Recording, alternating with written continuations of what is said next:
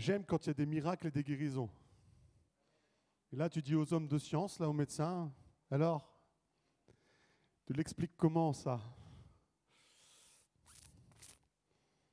Eh oui, tu l'expliques comment? Il était allergique, il n'y est plus. Il devait se faire opérer des chevilles, il n'y avait plus rien à opérer. Tu expliques comment ça? Ça, c'est factuel, ça ne peut pas s'inventer. Amen? Des fois, la nature nous dit qu'il y a des choses. Ouais, la nature. Ouais. La nature. J'aimerais vous apporter le message ce matin que Jésus est le chemin. Jean 14, 6 à 7. Jean 14, 6 à 7. Jésus lui dit, « Je suis le chemin, la vérité et la vie. Nul ne vient au Père que par moi. Si vous me connaissez, vous connaîtriez aussi mon Père. Et dès maintenant, vous le connaissez et vous l'avez vu. » Amen. Il parlait à des gens physiques. Mais aujourd'hui, c'est encore possible. Si tu connais Christ, tu connais le Père. Christ révèle le Père. Christ révèle le cœur du Père. « Je suis le chemin », dit Jésus. « Nul ne vient au Père que par moi. » Amen.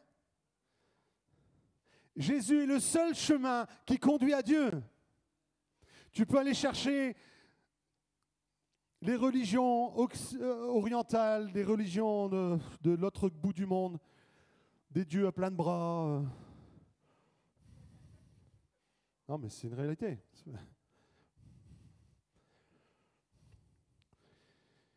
Certains peuvent prier Mohamed, Mahomet, Allah. Il y a des religions, il y en a plein. Il y en a plein. Mais Jésus est le seul dans toute l'histoire de l'humanité à avoir donné sa vie pour payer le péché de tous. Toutes les autres religions, il y a un prix à payer. Il y a des promesses qui sont données, mais dans toutes ces religions, il y a un prix à payer.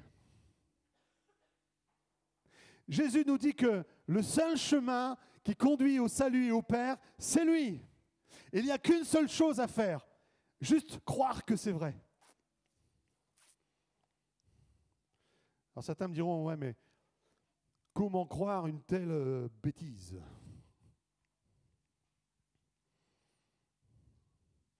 C'est pas compliqué. Vous avez tous été à un moment donné gamins, et même adultes, des fois, on peut se lancer ce genre de défi. Il y a un jeu qui existe pour les gosses, Action Vérité. On pose un défi et soit la personne répond une vérité, soit elle fait une action qu'on va lui demander. Peu importe la question qui va être posée, peu importe l'action qui va lui être demandée. Donc des fois, ça part en vrille.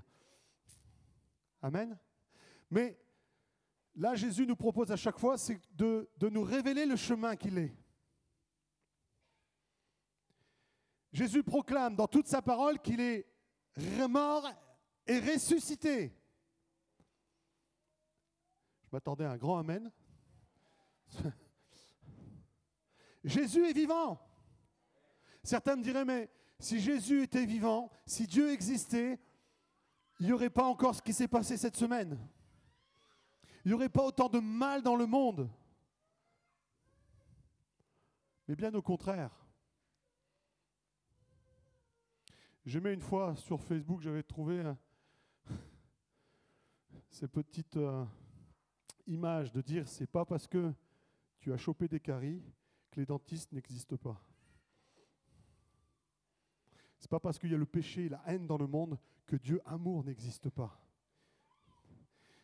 Mais Dieu a voulu que l'homme avec un grand H, soit libre de ses choix. J'ai mis devant vous deux routes, la vie et la mort. Choisissez la vie. Il nous y invite, choisissez la vie. Mais la plupart des hommes choisissent la mort. Et c'est pour ça que certains, au nom de Allah Wabba, paf, ils tuent des gens. C'est pour ça qu'on va balancer des bombes. C'est pour ça que des chrétiens sont allés tuer des gens dans d'autres pays. C'est pour ça que la Saint-Barthélemy est arrivée. Parce qu'il y a la haine dans l'ADN de la mort, l'ADN du péché, l'ADN de la haine est inscrit en nous. Depuis la chute d'Adam et Ève, ce péché qu'il a, il veut nous séparer complètement des projets de Dieu. Dieu a des projets pour nous, des projets de paix, des projets d'amour. Amen. Un avenir et une espérance. Dieu souhaite le meilleur pour chacun d'entre vous. La lumière a été révélée, mais les hommes l'ont rejetée. Les hommes s'évertuent encore à la rejeter. Nos gouvernements s'évertuent à le rejeter de tout. Nos gouvernements veulent nous museler. Mais Jésus, n'en déplaise à nos dirigeants, est le seul chemin qui conduit à Dieu. Jésus est le chemin. Marc 10, versets 17 à 27. Comme Jésus se mettait en chemin, un homme accourut et se jetant à genoux devant lui, « Bon maître, lui demanda-t-il, que dois-je faire pour hériter de la vie éternelle ?» Jésus lui dit, « Pourquoi m'appelles-tu bon ? Il n'y a que Dieu bon. Il n'y a de bon que de Dieu seul. Tu connais les commandements. Tu ne commettras point d'adultère, tu ne tueras point, tu ne déroberas point, tu ne diras point de faux témoignages, tu ne feras de tort à personne. Honore ton père et ta mère. » Il lui répondit, « Maître, j'ai observé toutes ces choses dès ma jeunesse. » Jésus, l'ayant regardé, l'aima et lui dit, « Il te manque une chose. Va, vends tout ce que tu as, donne-le aux pauvres et tu auras un trésor dans le ciel. Puis viens et suis-moi. » Mais affligé de cette parole, cet homme s'en alla tout triste, car il avait de grands biens. Jésus, regardant autour de lui, dit à ses disciples qu'il sera difficile à ceux qui ont des richesses d'entrer dans le royaume de Dieu. Les disciples furent étonnés de ce que Jésus parlait ainsi.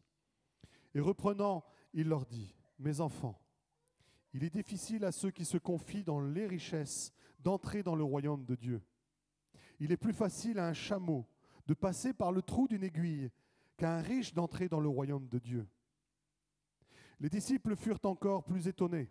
Ils se dirent les uns aux autres, « Mais qui peut être sauvé ?» Jésus les regarda et dit, « Cela est impossible aux hommes, mais non à Dieu, car tout est possible à Dieu. » Amen. Là, une nouvelle vérité. Tout est possible à Dieu, même de toucher un ado.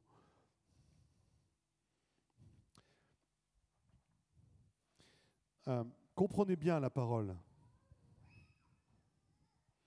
Jésus n'a pas dit que tous les riches ne seraient pas sauvés. Ce n'est pas ce qu'il a dit. Il a dit qu'il serait impossible de rentrer dans le royaume de Dieu, d'être sauvé, si on se confie dans ses richesses. Tu peux te croire riche parce que, par exemple, tu as un grand taux d'éducation. Tu as un bac plus 80. Tu as une tête comme ça. J'ai tout le savoir, je vais pouvoir conduire ma vie. Tu ne peux pas te sauver avec ton savoir. Je suis dans un rang social. Rien ne pourra m'arriver. Je repense un peu comme ça à Louis XVI et Antoinette, de se dire, mais nous sommes les souverains. Ça braille dehors, mais ils ne peuvent rien nous faire. Nous sommes les souverains.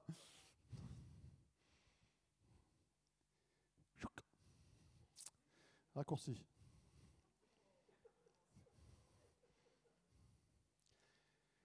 Quiconque se confie dans ses moyens terrestres, tôt ou tard déchante.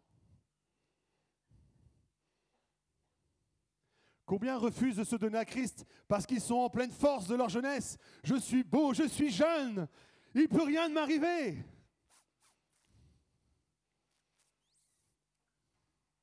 Je repensais la dernière fois au premier acteur qui a fait Superman. Le gars, il a tapé une gloriole parce que c'était le Superman. Comment il a fini sa vie? Superman motorisé.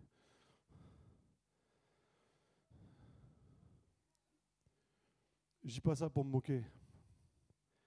Mais des fois, on pense avoir tout acquis, que notre vie est toute tracée, que ouais, tu ne peux pas garantir que toute ta vie sera bénie et surtout ce que tu auras acquis sur terre.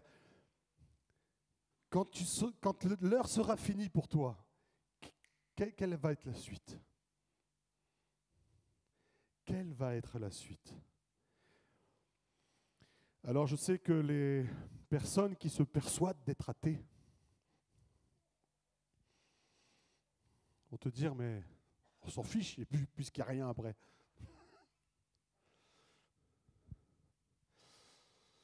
Là, s'il n'y avait rien, expliquez-moi pourquoi tant de scientifiques sont en train d'étudier les expériences de mort imminente. Il y a eu des bouquins qui ont été écrits avec toutes des expériences, des gens qui ne sont pas forcément croyants, mais qui ont vu qu'il y a un au-delà derrière. Il y a des choses qui se passent. Donc il y a vraiment quelque chose après la mort. Donc la question, c'est de se poser, mais après, où tu vas? Dans quel coin tu vas te retrouver?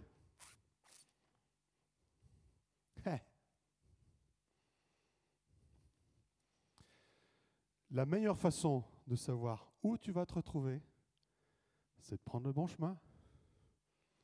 Amen. Je fais pas mal de routes, mais aujourd'hui j'ai ravalé mon orgueil et je fais vraiment confiance à Waze. Surtout dans ma région. Maintenant je mets quasiment Waze tout le temps. Parce que j'aime être prévenu quand il y a des bouchons, quand il y a des trucs sur la route, qu'ils soient flashants ou de simples objets.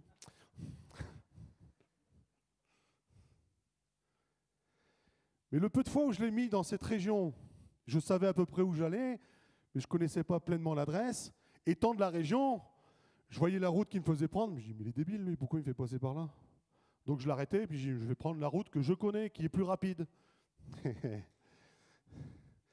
Les 2-3 fois que j'ai fait ça, je m'en suis mordu les doigts. Je suis arrivé en retard. Parce que je n'ai pas eu confiance. Bon, là, je parle d'une application. Mais Jésus est au-dessus d'une application. Là, on parle de ton avenir. Tout gamin, on va te dire, bosse à l'école, prépare-toi une bonne situation pour plus tard, pour que tu aies une bonne retraite. Faut bosser. M'énerver, mon père. Faut que tu bosses, Bruno, faut que tu bosses. En fait, il faut bosser quand on est gosse, il faut bosser quand on est adulte, puis après on est trop vieux pour profiter. Je dis, je vais profiter maintenant. Et bien souvent, c'est le comportement humain. On veut profiter un max. Il faut profiter, la vie est trop courte. Mais sauf qu'il y a un avenir après, derrière, à préparer, que tout humain, en général, a complètement occulté. Parce que vous êtes tous des êtres spirituels. Amen. Quand Dieu a créé l'humanité, il l'a créé à l'image de Dieu. Faisons l'homme à notre image, corps, âme, esprit. Nous sommes les seuls êtres sur terre à pratiquer le culte. Je n'ai jamais vu un animal se prosterner devant une idole. Je n'ai jamais vu un insecte se prosterner devant quoi que ce soit. Nous sommes les seuls êtres humains, les seuls êtres sur terre à avoir un culte terrestre. Pourquoi? Parce que nous sommes les seuls équipés d'un esprit. Les animaux ont une âme, les animaux ont un corps, mais ils n'ont pas d'esprit. Ils sont incapables d'être sensibles aux choses spirituelles. Nous sommes les seuls équipés à l'image de Dieu. Donc vous êtes tous des êtres spirituels. Donc vous êtes tous voués, appelés à vivre une vie spirituelle après. Quand nous mourrons, c'est notre chair, c'est notre véhicule qui est en panne, terminé. Court-circuit. Soit le moteur a cassé, soit c'est l'ordinateur de bord, soit, je ne sais pas, tu as pris un gros crash.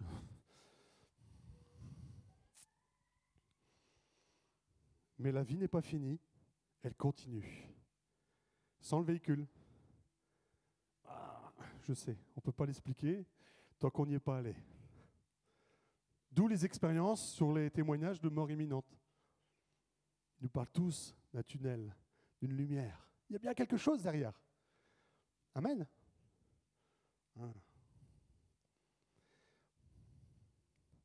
Ce qui est embêtant, c'est d'entendre que Jésus est le seul chemin qui conduit au salut. Je me rappelle, une fois, j'étais avec un frère. On s'est retrouvés dans la brasserie de mon beau-père. Et ce frère, automatiquement, il commence à annoncer l'évangile à mon beau-père. Ben, je l'avais prévenu, mon beau-père n'est pas chrétien, vas-y, balance-le, vas-y. Et donc, automatiquement, il commence à lui annoncer l'évangile. Mon beau-père, il fait, les religions, vous voulez tous tirer la couverture à vous. Et là, il le regarde et fait, ah non, non, moi, la couverture, je ne vous la tire pas, je vous la donne, c'est gratuit. Ah, il était saisi, je réfléchis, je reviens. Il était coupé parce que c'est une grâce. Jésus n'a jamais forcé quelqu'un à croire en lui. Jésus a payé le prix, est allé sur la croix parce que l'homme a été créé à l'image de Dieu pour diriger ce monde, mais avec un cœur selon Dieu. Sauf qu'il y a eu la chute, le péché nous a corrompus, nous a coupés de la présence de Dieu. Et c'est là que nous avons agi avec égoïsme, avec méchanceté. Et ça fait des milliers d'années que ça dure. Et il fallait un prix à payer pour cette désobéissance, pour ce péché. Toute désobéissance amène une punition. C'est ce que j'essaye d'expliquer à mes enfants. Tu n'obéis pas, tu fais de travers, tu prendras, c'est certain. Ainsi va le monde. Sauf que là, Jésus a endossé cette punition. Il a payé le prix. Il est allé souffrir, se faire maltraiter. Il s'est laissé clouer. Il s'est laissé mourir. Mais 3 jours après, il est ressuscité. Il a vaincu la mort. La mort n'a pu le retenir. Pourquoi ? Parce qu'il a payé le prix pour nous, sauf qu'il ne pouvait pas rester coupable puisqu'il était pur de tout péché. Il ne pouvait pas rester enfermé dans la mort. La mort ne pouvait pas le retenir puisqu'il n'y avait pas une once de péché en Christ. Alléluia. Jésus est le seul chemin. Et si vous vous fiez dans ce que vous avez reçu, dans ce que vous êtes ici-bas, tôt ou tard, vous allez déchanter. Tôt ou tard. Tu peux acquérir toutes les richesses du monde. J'ai l'exemple de mon père qui est parti. Il était passionné de 2 chevaux. Des voitures, il y en a en veux-tu, en voilà. Des pièces de 2 chevaux, il y en a un hangar 300 mètres carrés. On ne sait même pas ce que nous, on va en faire.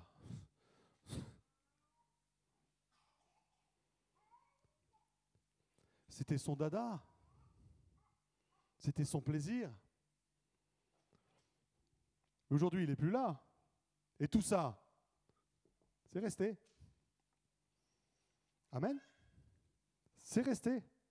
Et que tu sois noir, blanc, gros, petit, grand, roux, frisé, on subira tous cette loi.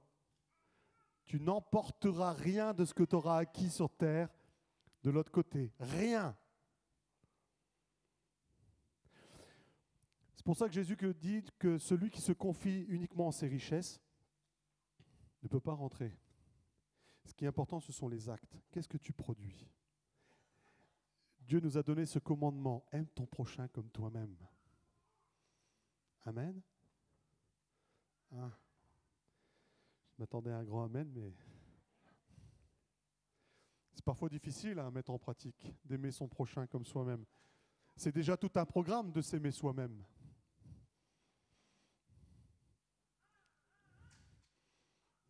Qui se trouve bien?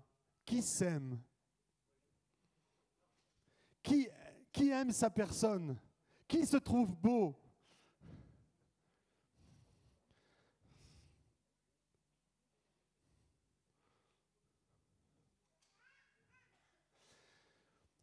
Pour ça, des fois, quand on me dit, mais moi, tu sais, pasteur, j'ai du mal à aimer les autres. Mais est-ce que tu t'aimes toi?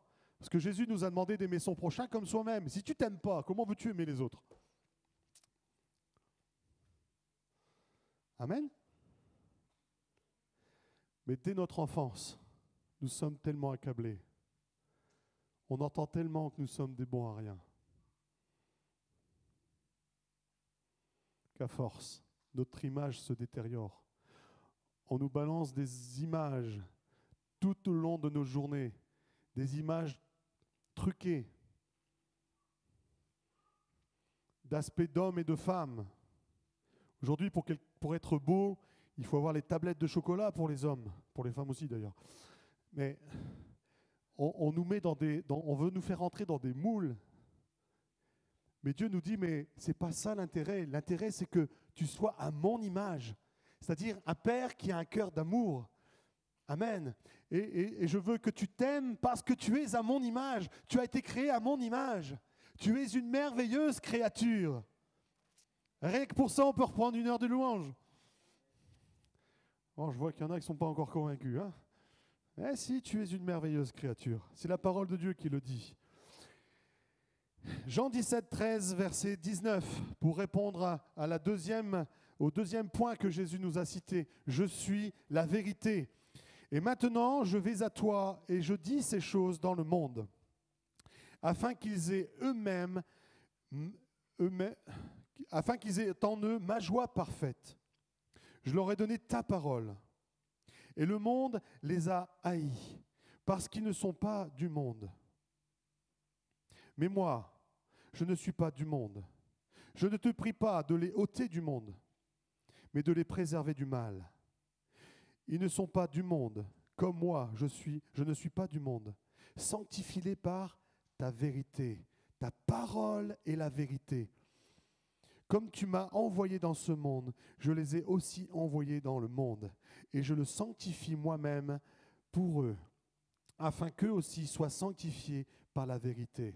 Dieu veut te purifier à travers sa parole. Sa parole est la vérité. Mais la vérité est là pour affranchir, pour guérir, pour purifier, pour sanctifier. Ce bouquin n'est pas un bouquin tout poussiéreux, dépassé. Ce bouquin est la parole vivante de Christ qui est la seule clé pour te purifier. C'est pour ça qu'il est important de ne pas le lire comme un simple bouquin. Il est la parole de Dieu, la parole de vérité. Si Dieu te dit que tu es une merveilleuse créature, tu es une merveilleuse créature. S'il dit que tu as été créé à l'image de lui-même, corps, âme, esprit, tu es à l'image de Dieu. Arrête. Fais-les taire ces voix qui te disent que tu es nul, que tu es moche, que tu es bon à rien. Je suis une merveilleuse créature parce que la parole de Dieu le dit. Et la parole est vérité. Amen. C'est quand on croit. Et là, tout ce que je suis en train de vous dire, c'est une question de foi. La foi, c'est ce que je crois. Je veux bien croire que Jésus est le chemin. Je veux bien croire que Jésus est la parole et que la parole est vérité et que cette parole me sanctifie, me purifie. Je veux bien le croire. Si tu crois, là, Dieu te pénètre. Dieu rentre en toi. La vie commence à prendre. Dieu te libère. Amen. Nous avons tous entendu, on voit bien le témoignage de Nelly. Elle était tombée dans le piège du monde, les plaisirs de la chair. Amen. Il fallait que Nelly soit la plus belle.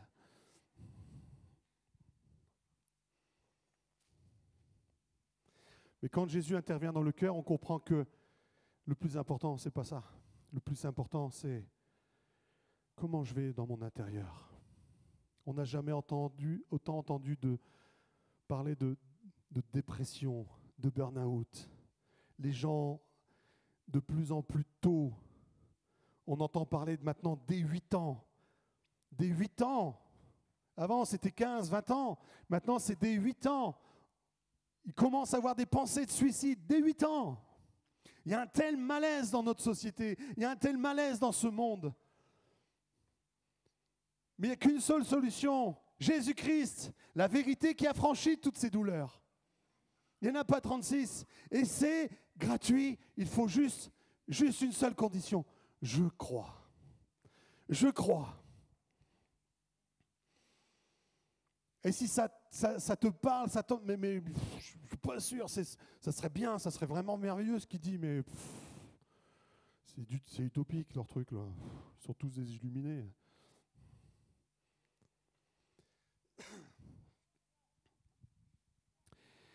Dans le peuple de Dieu aujourd'hui, Dieu touche absolument n'importe quelle personne. Dieu touche des handicapés, des gens en bonne santé. Dieu touche des gens brisés. Dieu touche des gens riches, des gens avec une certaine formation, des gens, des têtes, quoi. Dieu touche qui il veut. Amen. Son désir, c'est de sauver tous les hommes. Et ce matin, il frappe à la porte de ton cœur. Qu'est-ce que tu attends? Saisis ma main. Si tu crois, si tu as du mal à enclencher ta foi, mais comme on l'a prié tout à l'heure pendant la louange, Dieu, si tu existes, viens me le révéler, viens me le dire. Je te garantis que tous ceux qui ont fait cette prière, Dieu est venu leur révéler. Tôt ou tard, Dieu est venu leur révéler. Quand Dieu vient se révéler, après on peut te sortir tout ce que tu veux. Tu as eu cette révélation. Ce n'est pas moi ce matin qui vais te convaincre, c'est Dieu qui convainc. Amen. Cette vérité nous affranchit, elle nous purifie de toutes choses. Romains 8, 1, versets 1 à 2. Il n'y a donc maintenant aucune condamnation pour ceux qui sont en Jésus, parce qu'il est la vérité. En effet, la loi de l'esprit de vie en Jésus-Christ m'a affranchi de la loi du péché et de la mort. Ce n'est pas moi qui le dis, c'est la parole de Dieu. Si nous partons du principe qu'elle dit la vérité, il n'y a plus de condamnation pour ceux qui sont en Jésus. C'est pour ça qu'il n'y a plus de raison de dire, ça y est, je continue à être mal, je continue à être mauvais, je continue à être... Non, je suis une nouvelle créature, il n'y a plus de condamnation pour moi. Gloire à Dieu. Amen.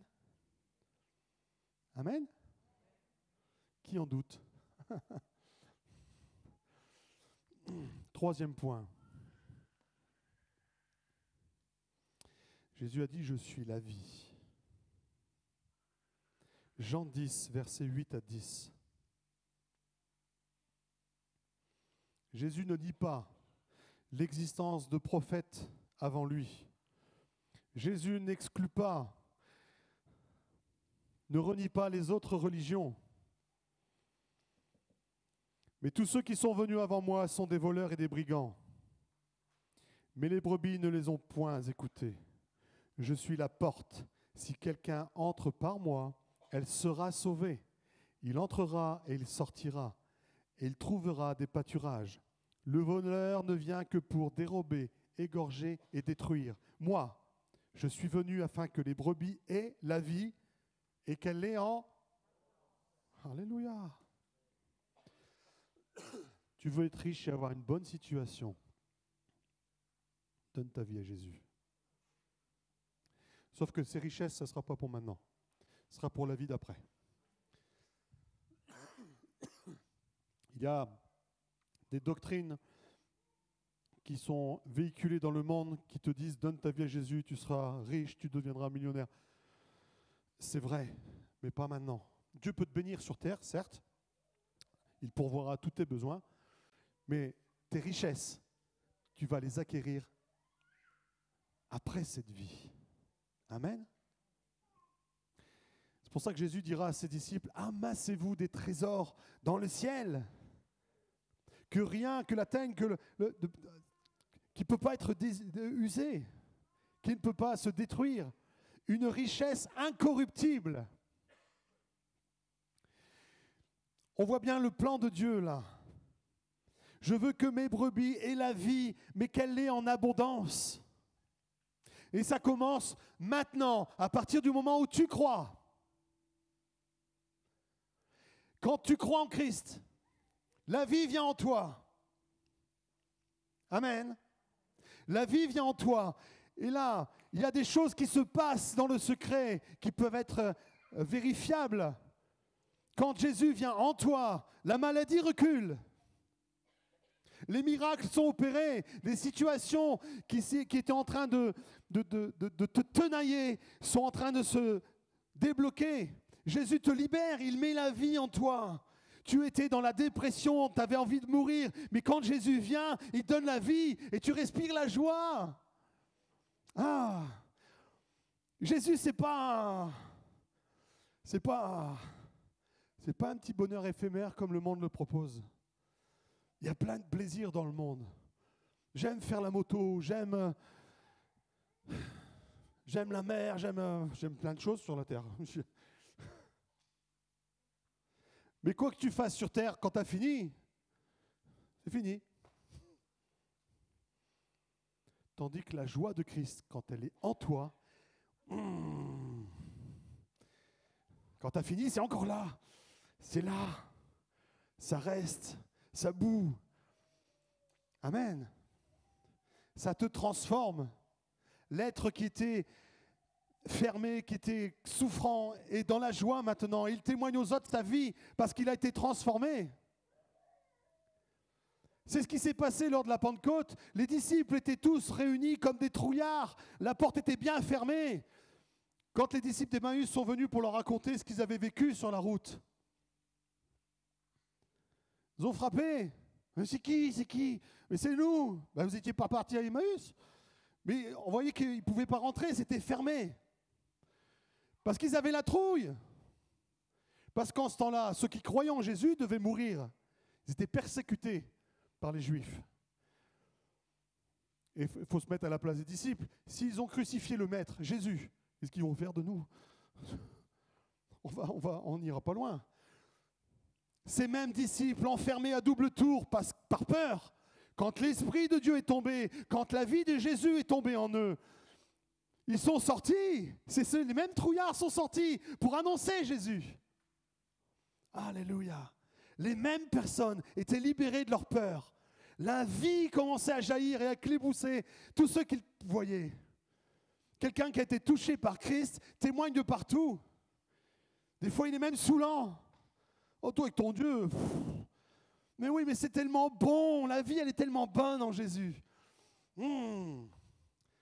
Amen. C'est comme quand on a un chiropracteur, quand on a un bon ostéopathe. On a le meilleur, on veut le communiquer aux autres. Ah, t'as des problèmes de dos? Oh, j'ai le meilleur ostéopathe, tiens, va là-bas. Sauf que là, on parle d'un sauveur. C'est puissance X. Amen. Dieu veut te donner la vie. Je ne sais pas, on va arrêter là. Je ne sais pas quelle est la saison de ta vie, où en est ton cœur aujourd'hui. Demandez au groupe de louanges de revenir, et puis à l'équipe de Sainte-Seine de commencer à préparer. On ne va pas annoncer autre chose pour la Sainte-Seine. Le message en lui-même suffit. J'aimerais qu'on courbe nos fronts.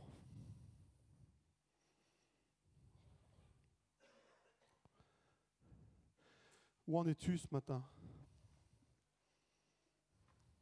Es-tu satisfait de ta vie?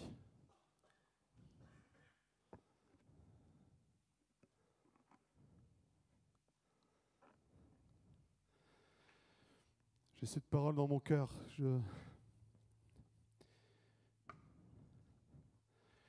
Tu es un homme, un père de famille. Et parfois, tu en as tellement marre que tu te laisserais bien tenter à tout quitter. Femme, enfant, boulot, à partir, à quitter. Tellement, tellement la vie est difficile. Ô combien tu as besoin de Christ.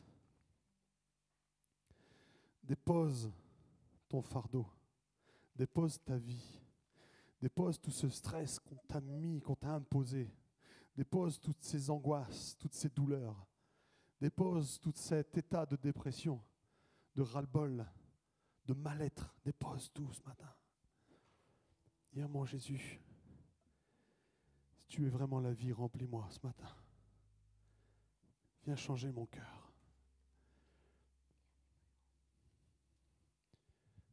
Dieu est capable de tout faire dans ton cœur pour te libérer. Il est capable de te rendre la vie.